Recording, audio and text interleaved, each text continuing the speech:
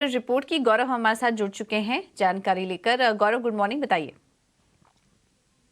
जी, तो सबसे पहले बात करते हैं एंटेरो हेल्थ केयर की, क्योंकि इन्वेस्टेक ने यहाँ पे इनिशिएट किया है बाय रेटिंग के साथ और टारगेट प्राइस दिया है 1590 रुपीज़ का। तो उनका मानना यह है कि जैसे कि हमने देखा कि एक टॉप कंसोलिडेट के रूप में एक कंपनी जो है वो इमर्ज की है। उसके साथ साथ अगर आईपीओ के बाद की बात करें तो बैलेंस शीट काफ़ी स्ट्रांग हुआ है कंपनी का, मैनेजमेंट का फोकस भी काफ़ी अच्छा है और इसी के चलते हुए उनका मानना यह है कि कहीं पे एबिडा में हमें 59% का केगर देखने को मिल सकता है अगले 2 सालों में और इसीलिए एक बुलिश व्यू हमें देखने को मिल रहा है एंटेरो हेल्थ केयर पे। अगली बात करते हैं नैटको फार्मा की, जहाँ पे इन्वेस्टेक ने ही बाय रेटिंग तो बरकरार रखा है और टारगेट प्राइस जो है वो बढ़ा के 1200 रुपीज़ का किया है। तो उनका मानना यह है कि कहीं पे आगे जाके हमें सिग्निफिकेंट ग्रोथ देखने को मिल सकता है एबिडा में। जो जी रेव लिमिट है उसकी वजह से भी हमें FY28 टू FY33 में भी एक अच्छा बूस्ट हमें एबिडा में देखने को मिल सकता है। और आगे जाके अगर हम बात करें कंपनी के लार्ज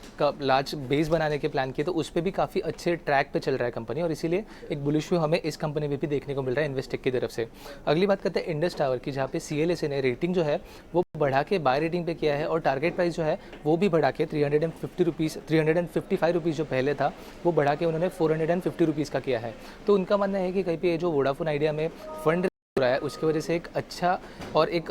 पॉजिटिव न्यूज़ हमें देखने को मिल सकता है इंडस को, क्योंकि इंडस के काफ़ी सारे ड्यूज़ है वोडाफोन के साथ और इसी के चलते हुए जैसे वोडाफोन का प्लान है 4G और 5G रोल आउट करने का, इसमें भी हमें इंडस के तरफ एक पॉजिटिव व्यू हमें देखने को मिल सकता है। आगे जाके उनका मानना यह भी है कि कहीं पे जो 5700 करोड़ का जो रिकवरी उन्होंने किया है इंडस टावर ने, उसका जो ट्रांसलेशन है वो 21 रुपीज़ पर शेयर से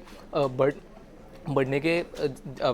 के हिसाब से हम ले सकते हैं। और आगे जाके अगर हम इन सब चीज़ों की भी बात करें तो भी 60% डिस्काउंट पे ये जो स्टॉक है वो ट्रेड करता है, अगर वही पीयर्स कंपनीज़ के साथ, ग्लोबल पीयर्स के साथ अगर हम कंपेयर करें तो, और इसीलिए इस पे भी एक बुलिश व्यू हमें देखने को मिल रहा है। और आखिर में बात करें होनासा कंज्यूमर्स की, जहाँ पे जेफरीज़ ने बाय रेटिंग बरकरार रखते हुए टारगेट प्राइस जो है वो 590 रुपीज़ का किया है, क्योंकि कहीं पे डर्मा कंपनी जो है उनकी उसमें एक काफ़ी एक बड़ा माइलस्टोन उन्होंने अचीव किया है 500 करोड़ ARR का। और इसी के चलते हुए जेफरीज़ का मानना यह है कि आगे जाके भी वो एक पॉजिटिव आउटलुक रखेंगे कंपनी पे, क्योंकि उनको जो मैनेजमेंट का है उस पर काफ़ी पॉजिटिव है जेफरीज। उसके अलावा जो मैनेजमेंट की एजिलिटी है प्रॉफिटेबिलिटी के टूवर्ड्स मूव करने की, उसके वजह से भी एक पॉजिटिव व्यू जेफरीज का बनता है और इसीलिए जेफरीज बुलिश है होनासा कंज्यूमर्स पे। तो आगे जाके इन कंपनीज़ पे हमारी नज़र बनी रहेगी, क्योंकि जेफरीज और काफ़ी सारे अलग ब्रोकरेजेस की तरफ से एक बुलिश व्यू हमें देखने को मिल रहा है।